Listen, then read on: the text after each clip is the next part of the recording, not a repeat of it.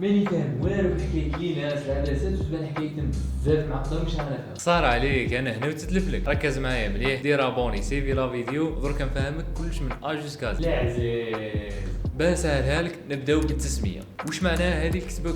سوني سما ديما يبدا يذكر لك اسم البراند الاول، سما سوني، كانون، اولمبيس، على حساب البراند نتاعنا. لا بارتي دوزيام مقدمه كاميرا، ثم الجهه اللي تدخل فيها لانس. حاجه تروازيام هو البعد البؤري ولا الفوكال لانث. اف اللي هي فتحه العدسه، والاخر طول الجي ام ولا مهم على حساب الاصدار تاع لانس هذه.